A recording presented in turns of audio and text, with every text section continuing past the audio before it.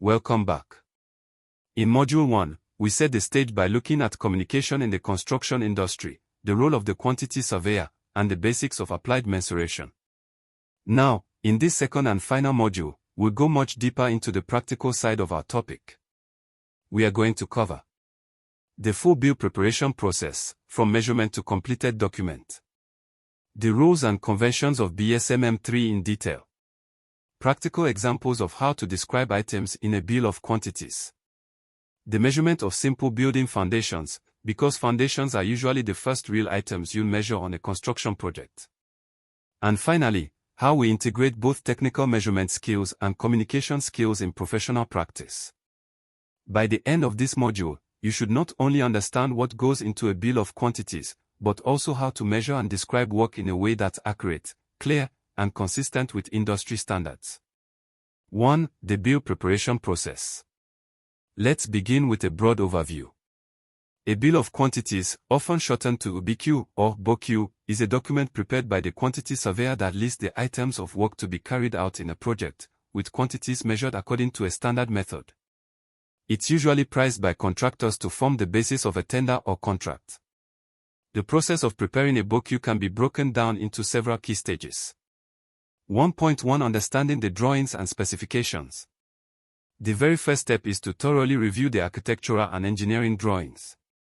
This means studying the plans, elevations, sections, and any detailed drawings provided.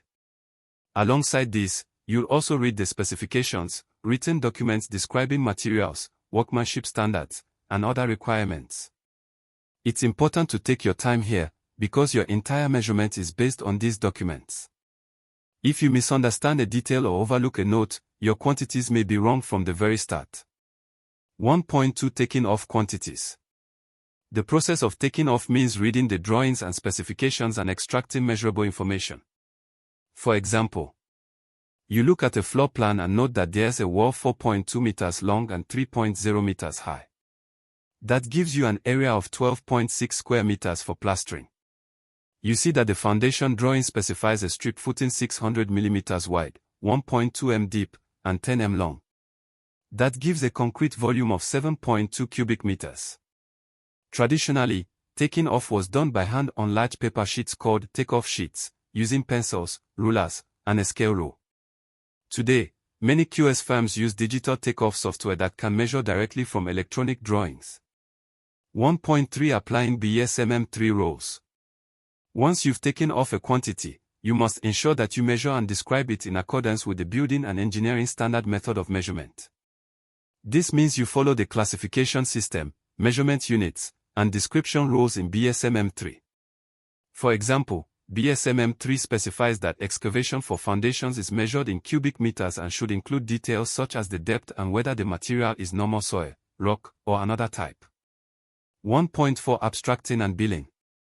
After taking off, the quantities are transferred into an abstract, where similar items are grouped together.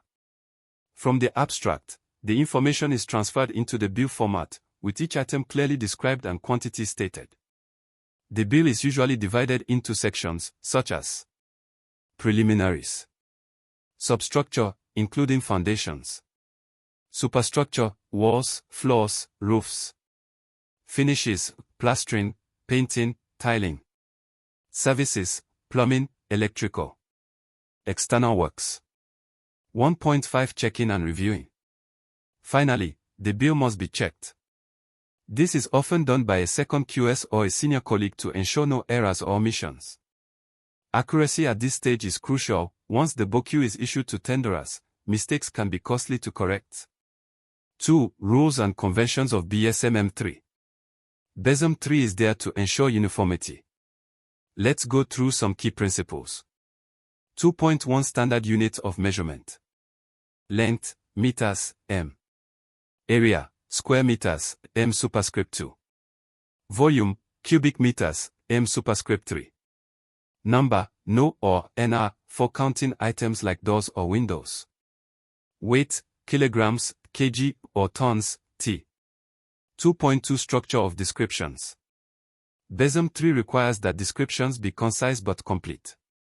For example, excavate to reduce level in normal soil, depth not exceeding 1.50 m, including disposal of excavated material on site.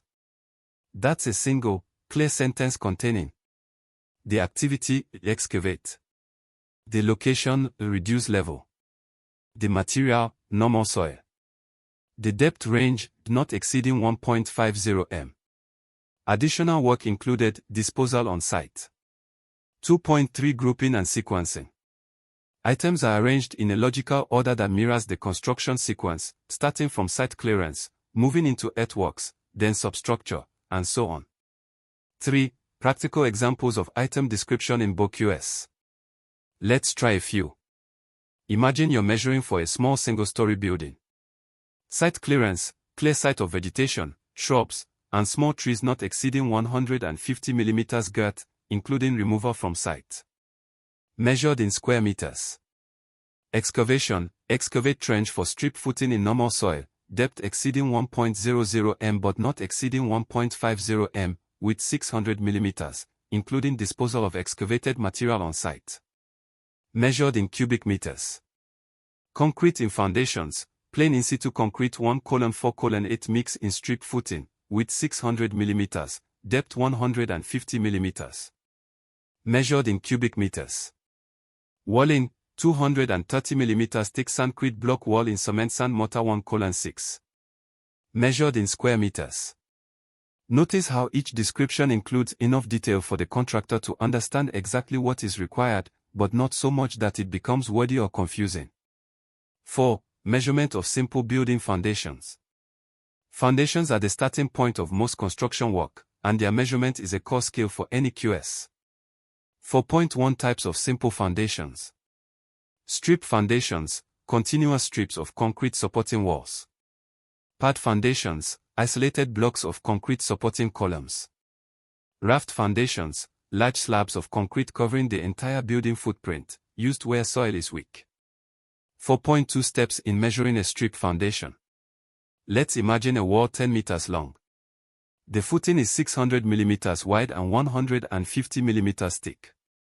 Above that is a trench excavation 1.2 m deep and 750 mm wide.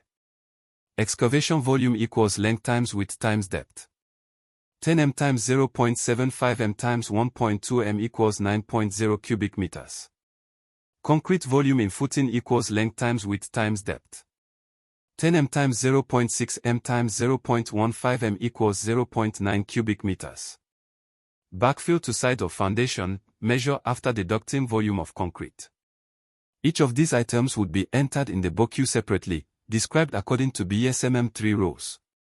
4.3 Raft foundation example. If the raft slab is 12 m times 8 m and 250 mm thick, volume is equal to 12 times 8 times 0.25 equals 24 cubic meters of concrete. But in the BOQ, this wouldn't just be concrete. You describe the type, mix, location, and any reinforcement separately. 5. Integrating technical and communication skills. Measurement is technical, but a QS's job is also about communication.